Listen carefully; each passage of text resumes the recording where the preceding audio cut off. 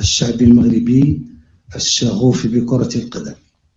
وما الإنجاز الذي حققه بطبيعة الحال رفقة الفريق الوطني في كأس العالم الأخيرة في قطر باحتلالها الرتبة الرابعة؟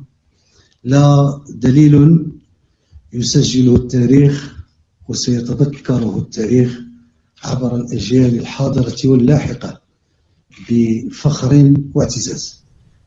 مرحبا بكم في فيديو جديد. ودع الناخب الوطني وليد الركراكي الجماهير المغربية بعد نهاية فترة تدريبية مع المنتخب المغربي بنشره يوم الخميس فيديو مؤثرا استحضر فيه ذكرياته مع الأسود. ونشر الركراكي عبر صفحاته الشخصية على مواقع التواصل الاجتماعي فيديو مؤثرا ضم العديد من اللقطات التي شاهدتها مساره مدربا للمنتخب الوطني، وعلق عليه قائلا: ديما مغرب، الله، الوطن، الملك، شكرا.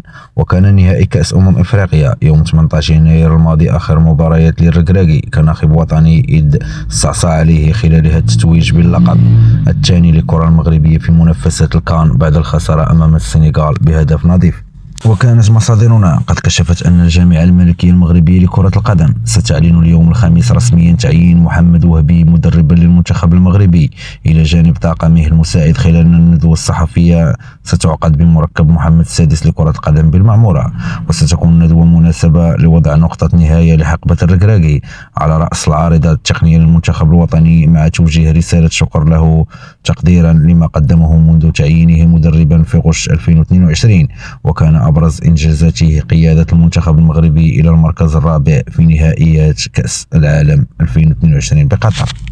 ويأتي الحسم في هوية الناخب الوطني الجديد في توقيت لا يفصل فيه المنتخب المغربي عن معسكر مارس سوى حوالي 20 يوما، وهو ما يفرض تسريع القرار لمنح المدرب الجديد هامشا زمنيا أوسع لإعداد لفترة التوقيف الدولي وحسم لائحته النهائية. وسيخوض المنتخب المغربي خلال هذا المعسكر مباراتين وديتين يوم 27 و 31 مارس أمام الإكوادور والباراغواي في إسبانيا وفرنسا تواليا ضمن التحضيرات لكأس العالم 2022 التي تنطلق بعد حوالي 3 أشهر.